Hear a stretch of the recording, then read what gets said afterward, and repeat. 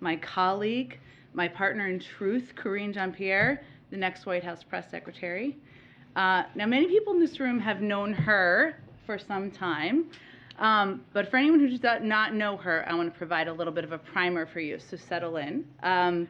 First, as you all know, she will be the first Black woman, the first out LGBTQ plus person to serve in this role, which is amazing because representation matters, and she is going to she will give a voice to so many and allow and show so many what is truly possible when you work hard and dream big, and that matters, and we should not we should celebrate that. But I also want to make clear what all of her qualifications are, what a remarkable person is. She got her start in New York City politics.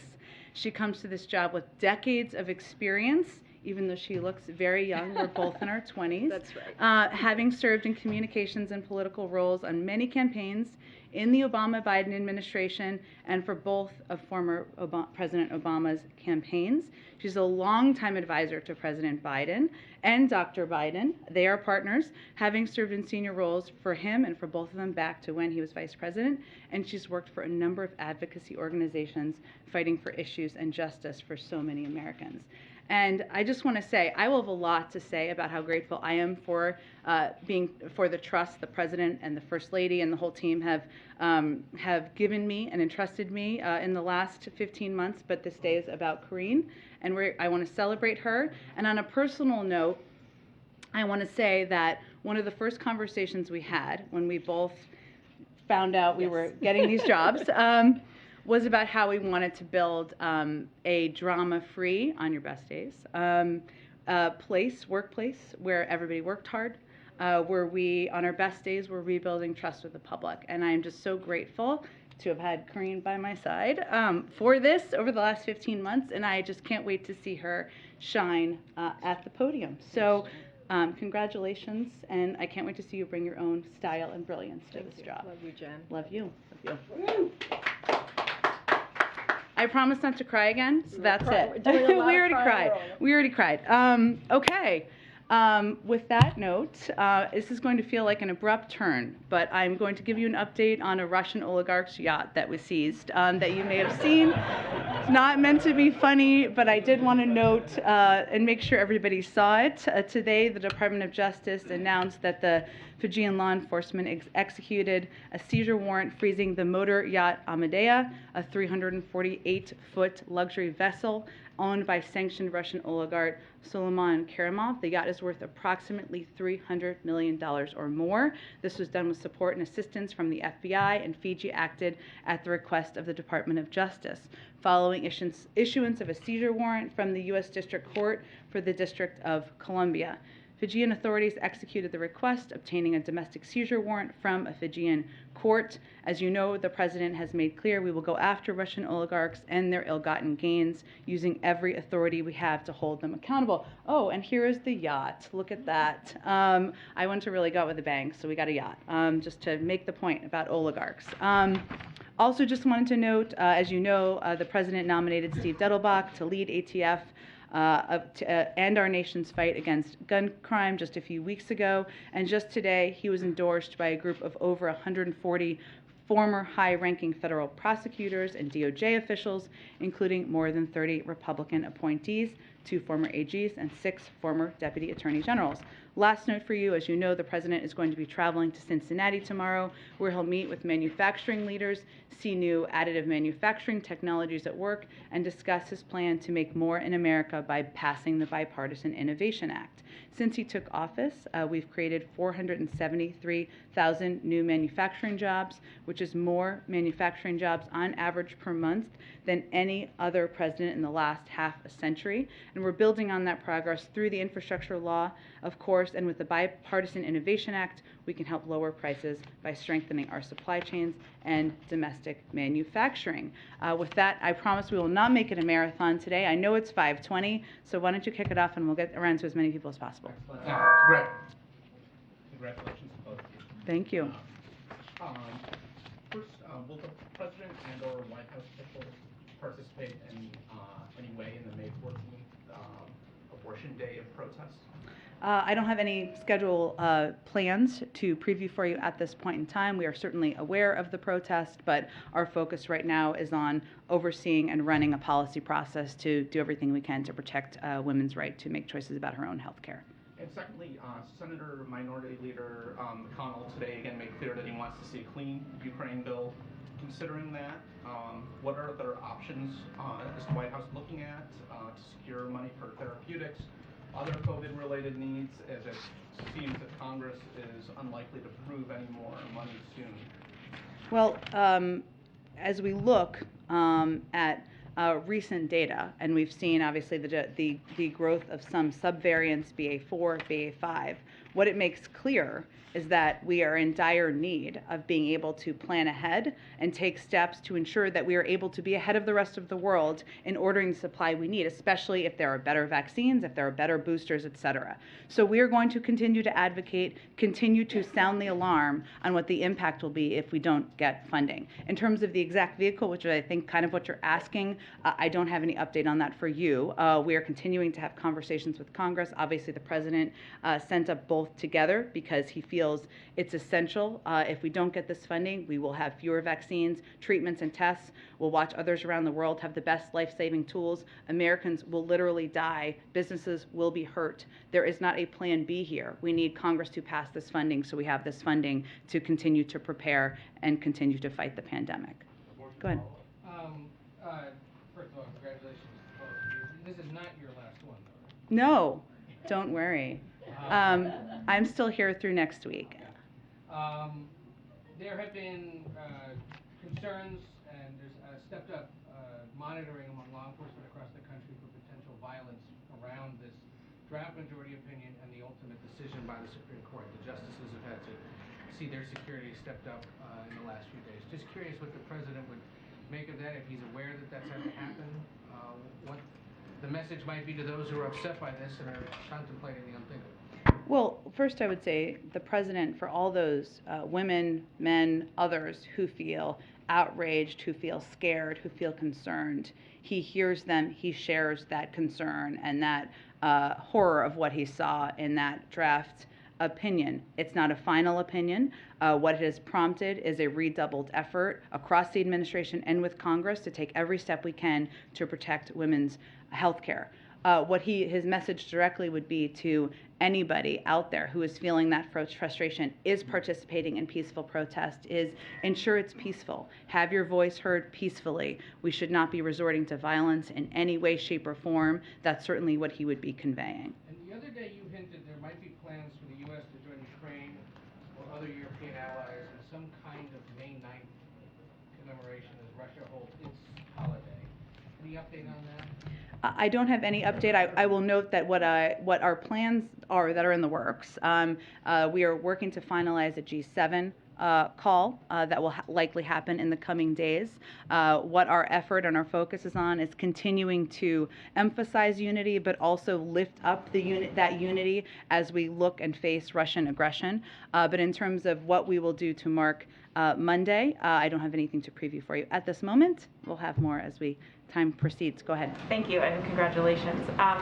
In the Senate, they are moving forward with plans to vote on a bill that would codify the principles of Roe v. Wade. Right now, that bill seems doomed to fail, but there are at least two Republicans who do support legislation that would guarantee a woman's right to an abortion, Senator Murkowski and Collins. But they oppose the current bill because they feel it's too expansive and too broad. So would the president like to see legislation that is perhaps more narrowly focused just on guaranteeing the right to an abortion, codifying Roe v. Wade, if it was able to get more Republicans on board? Sure. The president, as you stated, and I've stated a number of times, absolutely supports and would love to sign a bill into law codifying Roe. What he said in his statement the other day, as you know, is that there will be a need, as his sense is, there will be a need for additional members who would support that in the Senate in order for that to happen. We are in a range of discussions with leadership in Congress, with a range of members in Congress about the path forward and what's possible, but I just don't have the details of what that might look like, and so I can't speak to it at this point in time. But might he encourage Democrats to take a more targeted approach? I don't have any details to preview at this point in time. We're having a range of conversations. And you have said, that the administration is considering, of course, additional options and steps that you may be able to take to support women's reproductive rights. I know you haven't wanted to get into the details of what those options may be, but are you confident that there are additional executive actions that you can take, options that can have an impact that can withstand legal scrutiny?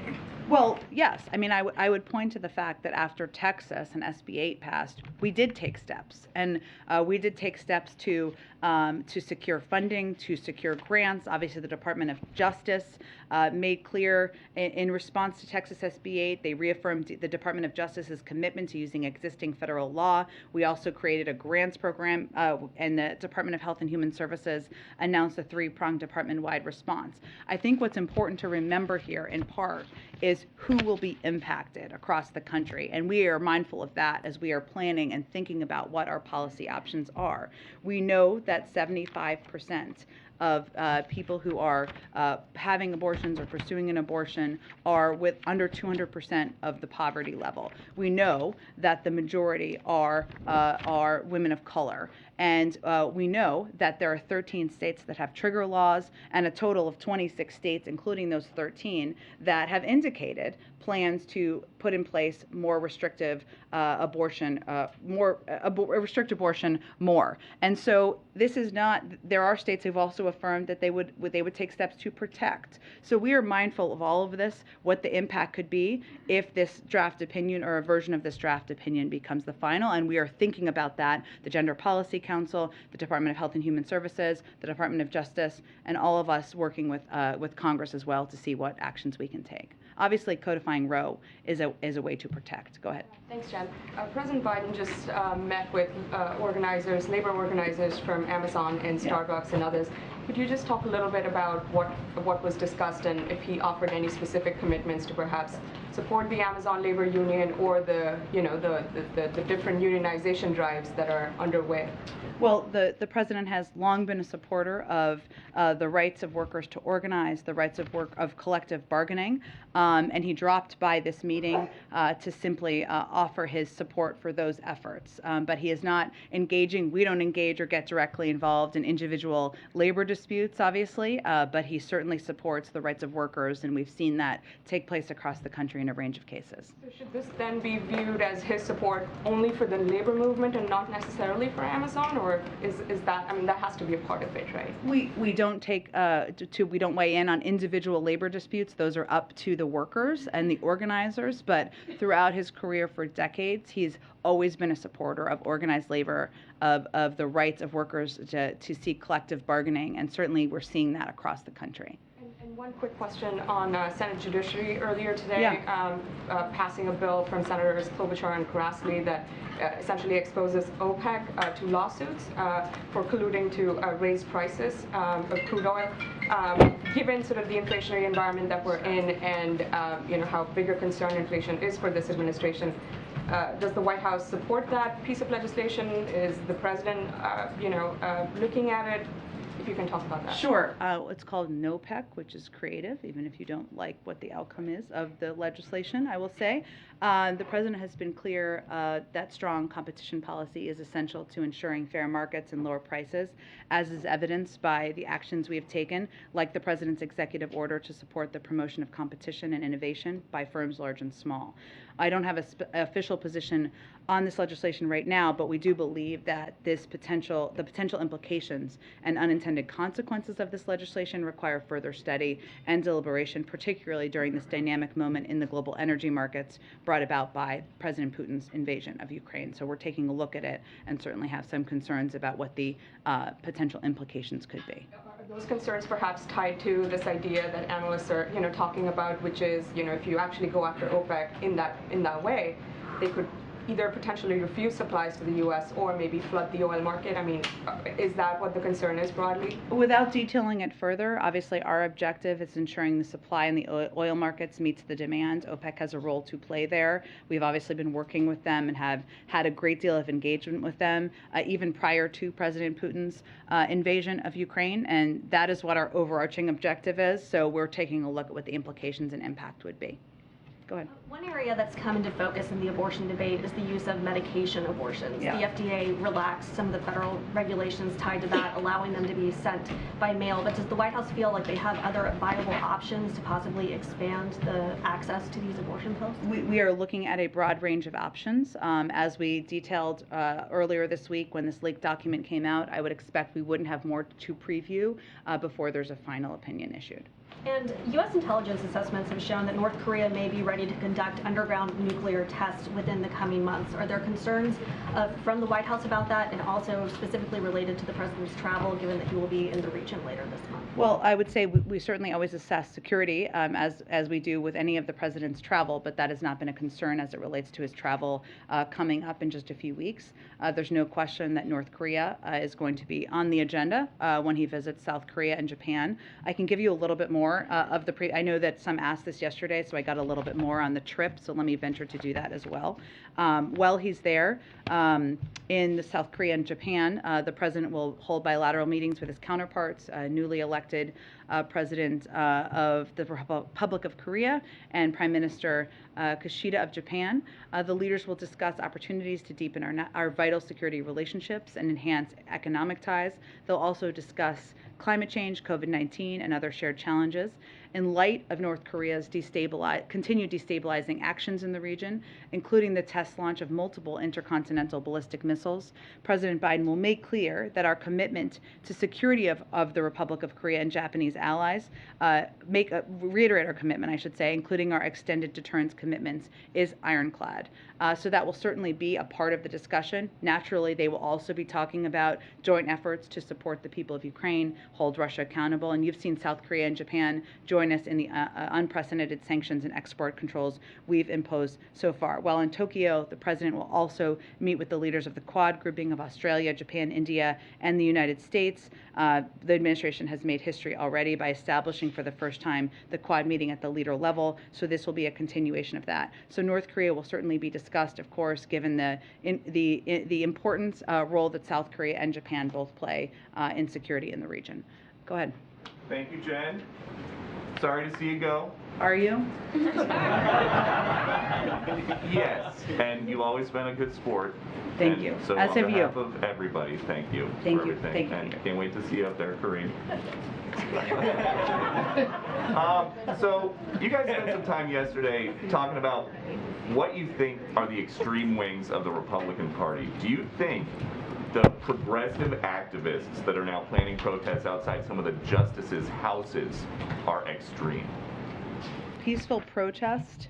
No, peaceful protest is not extreme. Some of these justices have young kids. Their neighbors are not all public figures. So would the president think about waving off activists that want to go into residential neighborhoods in Virginia and Maryland? Peter, look, I think our view here is that peaceful protest, there's a long history in the United States and the country of that. And we certainly encourage people to keep it peaceful and not resort to any level of violence. Let me tell you what I was referring to and what the president was referring to yesterday. Not about the yesterday, though, just about moving forward. These activists posted a map with the home addresses of the Supreme Court justices. Is that the kind of thing this president wants to help your side make their point? Look, I think the president's view is that there's a lot of passion, a lot of fear, a lot of sadness from many, many people across this country about what they saw in that leaked document. We obviously want people's privacy to be respected. We want people to protest peacefully if they want to protest. That is certainly what the president's view would be. So he doesn't care if they're protesting outside the Supreme Court or outside someone's private residence? I don't have an official U.S. government position on where people protest. We want it, of course, to be peaceful. And certainly the president would want people's privacy to be respected. But I think we shouldn't lose the point here. The reason people are protesting is because women across the country are worried about their fundamental rights that have been law for 50 years, their rights to make choices about their own bodies and their own health care are at risk. That's why people are protesting. They're unhappy. They're scared. The president's position on choice has evolved over time, so just checking for his official position. Does he support any limits on abortion right now? Peter, the president has spoken, has talked about his position many times. He supports the right of a woman to make choices about her own body with her doctor. But I know that one of the Democrats that he endorsed and who won their primary this week, Tim Ryan, said yesterday that he does not support any limits on abortion. Is that where the president's thinking is now? The president has stated his view many times. So does the president support abortion up until the moment of birth? The president has spoken about this many times, Peter, and I would refer you to his own comments about abortion and a woman's right to choose and make decisions about her body with her doctor, which is what any of those women would do. Go ahead. Jen, does President Biden support Leader Schumer's strategy to hold a vote next week on abortion rights, even though the votes are not there, that it's doomed to fail? We certainly are working in lockstep and closely with Leader Schumer. Obviously, we have stated, and the president's statement the other day made clear that he did not feel we had the votes at this point in time, but certainly providing a moment for people to voice their view and voice their strong opposition to overturning Roe v. Wade is something we support Leader Schumer doing. I guess the fact that there are only so many moments, obviously, that exist right now, and only so much political capital in this moment. So, I mean, doesn't it highlight divisions within the party? A not too dissimilar vote back in February had only 46 votes. Are there any concerns about that? Is this the best use of time for this administration, given all the urgent needs on COVID funding, the Ukraine funding that you're looking for, and beyond? Well, certainly we think that Congress should move forward on all of those objectives, but having a vote and allowing people to voice their view and voice their support for the protection of a woman's fundamental rights is something we also support. Let me ask you, yesterday you were asked, I know that you guys have been the White House has been heavily focused on the substance, obviously, as it relates, and that's the biggest impact on Americans broadly, but that you were asked about the leak itself, and given the historic nature of the leak, which was so unprecedented, as you acknowledged, you said, I don't think we have a particular view on that other than to say that we certainly note the historic, or unprecedented, nature of it. Why wouldn't the White House condemn this leak? Are there any concerns? Do you have concerns about the sort of further politicization of one of the branches of government? Have you ever reported anything that's been leaked to you? I am, and you guys have criticized leaks before as it's been provided. So you've criticized in the past. Why not criticize this leak? Again, because I think what is happening here and what we think is happening here is there is an effort to distract from what the actual issue here, which is the fundamental rights. I don't think they're at the same level. We don't think they're at the same level. So they're not at the same level, but would you agree that it's still worthy of condemnation? Well, look, I think there has been a call for an investigation by leaders of the Supreme Court. Decisions on that and how it will be pursued will be made by the Department of Justice and others, and that's certainly their space and right to make that decision in government. That's how government is set up. But at the same time, what we've also seen, Peter, is many Republicans who are trying to overturn a woman's fundamental rights try to make this about the leak. This is not about the leak. This is about women's health care and women having access to health care and making choices with their doctors. And we are working to not allow that to be the distraction. Thank you. Thank you. Go ahead. Is the president planning on meeting with abortion providers or activists at all next week? I don't have anything about his schedule quite yet to preview. Obviously, we are deeply engaged with a range of healthcare officials and experts from the government, both from the Department of Health and Human Services, from our DPC team here, and we will continue to maintain that engagement. I mean, you've said a few times that this is obviously a priority for the president. Just a sense of what he is doing specifically on this issue, would be good for us to know, given how much of a priority you said this is for him. Well, I think it's important for everybody to know, including the American people, of course, that the president, of course, oversees the whole of the government. He has launched a whole of government effort to look at options and pursue options from every department, whether it's the Department of Justice and what they do, the counsel's office, the Department of Health and Human Services, the Domestic Policy Council, to put together a range of steps we can take to protect women's fundamental rights. And that is what his focus is on, and reviewing those and considering those. And obviously he's spoken to this over the last several days multiple times, and I think he will continue to. Go ahead. The Prime Minister of Italy is coming to Washington on Tuesday. Italy, like Germany, has done a U-turn on its Russia policy. How much has the U.S. taken note of this? And does it elevate Italy in the eyes of the U.S. in terms of being a key interlocutor in Europe? Well, I think it's really important to note in that there were a number of countries, some you noted, where the world and journalists who have covered this closely were skeptical that they would remain as unified and take steps as aggressive as they have to stand up against Russian aggression. This is an example of that. Certainly there's a lot we work with Italy on and will continue to, and the meeting will have a range of topics discussed, but of course we've taken note of the efforts they have and their leadership in standing up against President Putin and Russian aggression. Go ahead. Thanks, Jen. Congrats to you, and thanks for your words. I wanted to ask Karine, though, if she could share some words about what this means to her, what this means to you. Sure. And if you could talk a little bit about the historic nature of what you're about to. Come on up. The good news is the podium height is the same because we're both very short. So go ahead. Well, thanks for your question. I first want to take this opportunity while I have it to thank Jen. She has been just a wonderful colleague, a friend, a mentor during this past year and a half, and I don't think I would be here without so many people, but including her. And she is just a true, solid, amazing person. And so we were very lucky to have her here this past year and a half. So I wanted to make sure I had the opportunity, since I have the opportunity, give you another to say that. We were doing a lot of crying, yeah. so I'm trying not to do it now. Wow, I'm still processing it because, as Jen said at the top, this is a historic moment, and it's not lost on me. I understand how important it is for so many people out there, so many different communities that I stand on their shoulders, and I have been throughout my career. And so it is an honor and a privilege to be behind this podium in about a week or so when Jen is ready. And that is something that I will honor and do my best to represent this president and this first lady the best that I can, but also the American people. And so it is, it's a very emotional day. That's probably the best way that I can explain that. A very emotional day. And I just appreciate this time and this moment. And I hope that I make people proud. I mean, there's a lot of folks who questioned when this day would happen. I mean, what is your message to those?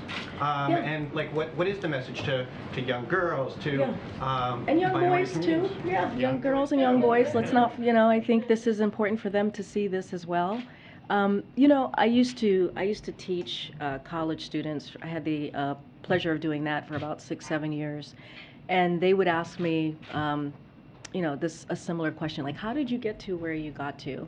And I would say to them, and it took me a little bit of time to figure this part out that I'm about to share with you, which is follow your passion, follow what you believe in, and just keep that focus, because that matters. I think if you are passionate about what you want to be or where you want to go, and you work very hard to that goal, it will happen.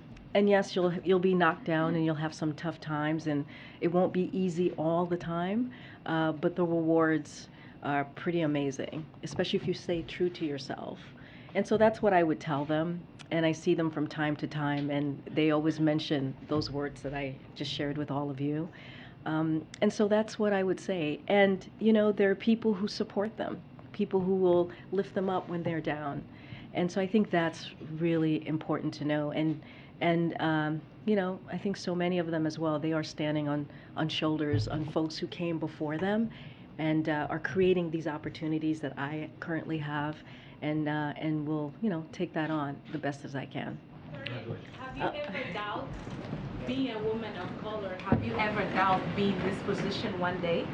No, not at all. Just worked hard towards it. But I understand how hard it is. I do. We all do. But just keep working hard towards it. I'm going to give it back to Jen. Thanks, everybody. The Catholic Church was just vandalized with pro-abortion slogans in Colorado. It just happened recently. Is the White House aware of that, first of all? I've not seen that report. Obviously, we don't condone vandalism. We condone peaceful protest, and that's something certainly we're encouraging with everybody who feels passionate. Going after targeting Catholic churches, especially when it involves Roe. That's what they're basically focusing on. again, we don't condone vandalism. We condone peaceful protest. I think it's important to note that 60% or 70%, depending on the poll you look at, of the American people do not want Roe to be overturned. I'm going to move on. Go ahead. Will the president respect the High Court's final I think decision we're moving on. Roe Go ahead. So, this is a Jen, follow-up, that's all, just like everyone else did. a coalition of racial justice advocates sent a letter to the White House asking Biden to issue an executive order about reparations. Has Biden seen the letter? Has he read the letter? Is there a response to the letter? I'm not aware of the letter. I'd have to take a look at it, and we can see if there's more of a substantive response to you after the briefing. And just a follow on executive actions. Sure. Is, as things get sort of harder to pass through Congress, is there a sense of whether or not the White House is looking more at executive actions as a means of getting things that are not able to get through Congress? Well, you know that there are a range of executive actions we're concurrently looking at, right? We're looking at one on police reform. The president's certainly looking at steps he can take on student debt, and there are others we're looking at as well. But at the same time, we're also looking to get the Bipartisan Innovation Act through. We're looking to see what can be done on a range of issues where we feel there is bipartisan support, and we're continuing to engage closely with Democrats in Congress about a reconciliation package to lower costs for the American people. So we're doing both, and we're pursuing both paths. Go ahead. On the police reform executive order, we reported in January that there was a draft of that executive order that was shared with stakeholders. It seemed like it was getting near to being issued. It's now May. Can you just explain what the delay is and what exact work is being done? Sure. I would say it was some good reporting on your part, and it was an early part of the process, and it takes months to get executive orders through the full legal and policy process, but it is still something the president has every intention of doing. We just haven't finalized it yet. So can you specify what work is still being done on that executive order, what needs to happen at this point? Policy and legal review process. It doesn't have anything to do with not wanting to issue it before the midterms? No. And you were asked earlier this week, I think it was Monday, that on the president's phone call with Lopez Obrador. Oh, yeah. You were asked about whether or not he asked for an increase in troops on the Mexican southern border. And you said there's going to be ongoing conversations. I just wanted to follow up on that. Did the president ask anyone in the Mexican government or in that conversation for an increase of troops on the southern border? No. He has not. He did not, and did not on that call. Go ahead. So yesterday, going back to executive orders, yesterday the president met with a group of Democratic senators to discuss immigration, and Senator Menendez said today that one of the things they discussed was looking into executive actions that the president can take to provide relief to some immigrant families. I guess, what are those actions? Can you give us a little bit more details on what that meeting was like? What actions are there, is the White House looking into, and kind of, is there a timeline for that? I don't have a timeline to preview for you. I would say that the president met with Senator Menendez and a group of senators, members of the CHC yesterday, as a continuing part of his engagement with different caucus groups from Congress. And there's a range of topics that's often discussed in these meetings. Of course, immigration, but they discuss a range of issues typically. And it's an opportunity for the president to hear, to listen, to understand what there's an opportunity to move forward, what there is not an opportunity to move forward. And we've said before, and he reiterated during this meeting, that we are certainly open to and looking at what executive actions could be taken on immigration and on that front, even though obviously passing a law through Congress would ensure that it was permanent. And going to that, there is a group of bipartisan lawmakers that met today to discuss immigration reform. Has the president been in contact with them at all? Has he discussed kind of, what would he like to see in a bipartisan immigration legislation? I know he introduced his own kind of outline of what he would like to see in immigration legislation, but has he talked to any of these senators? Well, he met with the CHC yesterday, and he met with the House CHC members just in the last couple of weeks, and certainly he's discussed with those pivotal members recently what he would like to see and his interest in moving an immigration bill forward. I would say the bill he put forward on his first day in office, he very much thinks could be a bipartisan bill. It includes smarter security, something everybody should support. It includes efforts to fix our asylum processing system, to protect DACA recipients. Those are all steps and components that have had bipartisan support in the past, so he continues to see that as a model. Has he reached out to any Republican senators, Senator Tillis, Senator Cornyn, on this topic? I don't have any individual calls or engagements to read out. I would just tell you that the fact that he put forward this bill his first day in office shows you how important he thinks this issue is, and he is open to working with anyone who wants to play a constructive role in fixing the broken immigration system. Go ahead, Karen. Thanks, Jen. Our ABC poll with the Washington Post this week found that in the states where abortion restrictions have been passed in recent years, only 30% of residents in those states were actually aware of the restrictions. Yeah. What role does the White House have in raising awareness of those specific state restrictions? And what will you do about that in the coming months? You know, Karen, I'm not sure that's the White House role, right? We obviously are in this moment now where the world, the country, is tuning into the fact that women's health care and women's basic rights, fundamental rights that have been the law for 50 years, could be at risk. And that will likely alert many Americans to that, as well as state laws in their own states, because there's more reporting and there's more talking about it. And certainly that's something we fit into and we engage with. But it will also be leaders and elected officials in these states that will continue to educate their public about this as well. And just on a different topic, the country's closing in on a grim milestone of 1 million deaths from COVID. We saw the White House mark the 500,000 deaths in February. How will the president mark that milestone? Will he at the White House? He certainly will. We look at the CDC as well as Johns Hopkins data. I know different media organizations track it differently, so just so you know how we track it from here. And once we hit this milestone, the president will certainly mark this incredibly somber moment. This moment will call on all of us to remember the tragedy of this number and the importance for all of us to act. That's what the president has done, standing up a historic vaccination program, investing in life-saving treatments and tools for the American people. And Americans have acted too by getting vaccinated and boosted. But we have more to do, and we can also honor those who have lost. I don't have anything to preview at this point in time, but he certainly will be marking it here. Go ahead. Thank you so much. Sweden has said that they have gotten security guarantees from the United States in case they decide to apply to join NATO. Can you maybe offer a comment and tell us whether those guarantees would apply to other countries willing to join NATO? Well, our militaries have worked together for years, and we are confident that we could find ways to address any concerns either country may have about the period of time between a NATO membership application and the formal accession to the alliance. We obviously strongly support NATO's open door policy and the right of each country to decide its own future, foreign policy and security arrangements, and both Sweden and Finland are close and valued defense partners of the United States. So we've worked with them for years, and we are confident we'll be able to work with them to address any concerns either country may have, but those are ongoing discussions. Hi, Jen. In the wake of the draft Supreme Court decision, Texas Governor Abbott indicated that Texas may seek to overturn the 1982 Supreme Court decision that found that states were required to offer free public education to all students, including the children of undocumented immigrants. Does the White House have any response to those comments from Abbott? Well, that's ultra MAGA right there. The president talked about yesterday. We're talking about, just to restate that, denying public education to kids, including immigrants to this country. I mean, that is not a mainstream point of view. What I will tell you, as the president has looked at and reviewed, since you referenced the draft opinion, and he's talked about this a little bit, but just to build this out a little bit more for you.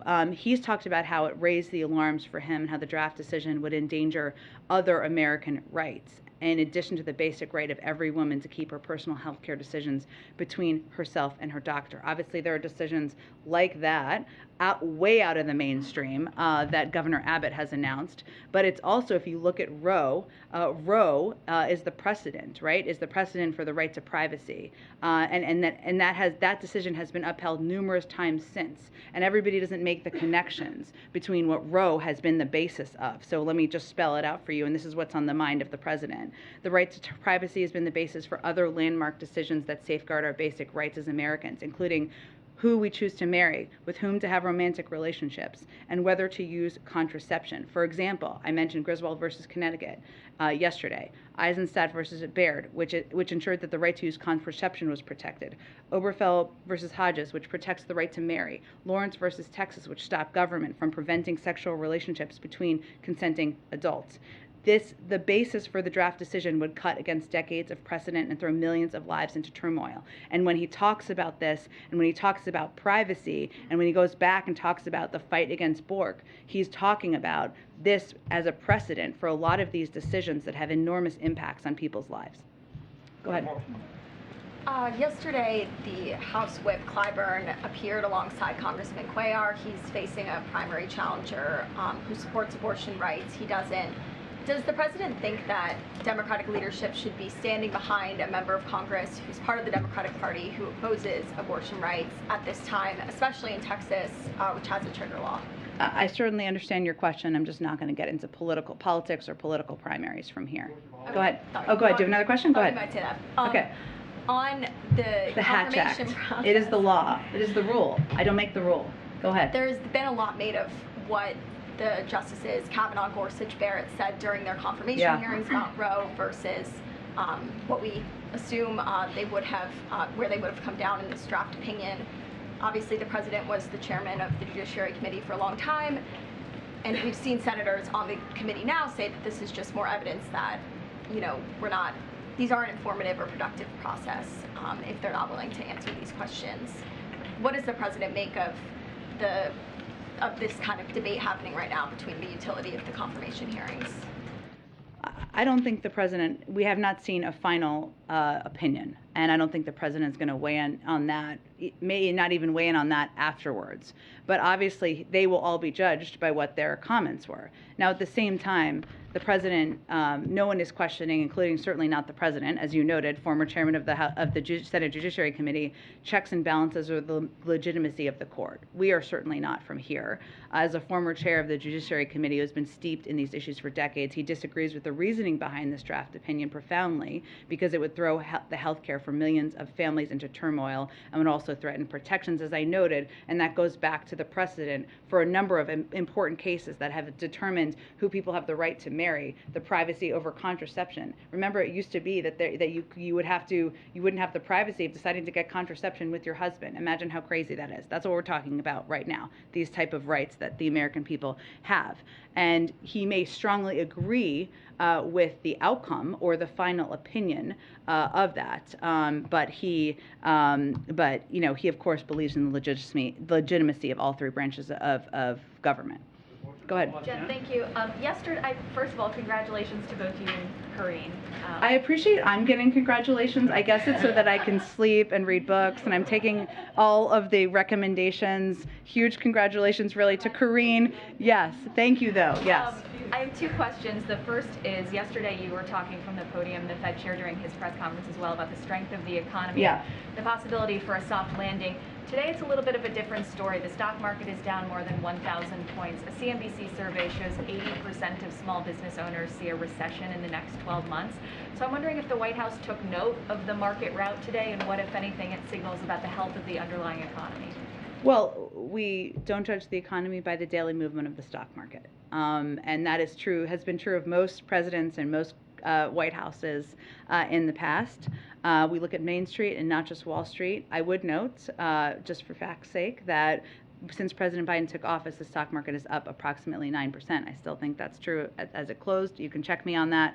But our focus, and the focus of many economists who look at this question of whether we're headed toward a recession, is on fundamental economic data, including the number of jobs that have been created, the growth of the GDP. Obviously, we have the unemployment rate at 3.6%, the biggest single-year drop in U.S. history. Household balance sheets are strong, and businesses are investing in the United States. And we even saw the high level of investment, even with the GDP numbers that we saw earlier this week, last week. We still saw high levels of business investment. So that's all the data we look at. That's the data most economists look at. We certainly understand that in terms of consumer confidence, and I don't know what this small business data looked at, it may be that people see costs, they see the stock market. We understand that when you're measuring people's emotions or people's reaction, that's what that captures, but we're still looking at the basic fundamentals, as are many economists on the outside, including Jason Furman and others. Go ahead. One more question, which is just about the Operation Klepto Capture. You talked about the yacht that was seized on top of this. What does the U.S. do with all the assets that it's getting? I mean, where do these yachts go? What are you using all of the money for that you're obtaining from these oligarchs? Well, there is actually legislation that we've proposed and that we're working with Congress on where some of this could go. But I can check on that for you. And where the yacht is parked right now, I'm now very interested in that question as well. Go ahead. Thank you, Jen. Just a quickie for you. Can we tell us your plans now that you're the successor? I have nothing to announce on my plans, other than, as I said earlier, to sleep, to read books. If there's anything I should stream on Netflix or wherever, Hulu, other places, I'm happy to do that. I take recommendations. I'm today obviously just celebrating Karine, and I will have a lot to say about my team, the president, Dr. Biden, all of you. I'm just kidding. It will be nice things about all of you next week, but nothing to say or announce about what's next. Go ahead. Okay, last one. Go ahead. Sir, I think I've taken 2 questions from you, so I'm going to take a question over here. Go ahead. Let me just first also say congratulations to you and also to Karine. So excited to have you as a new person in this position. Just 2 quick questions. My colleague before talked about what Texas is doing. Yeah.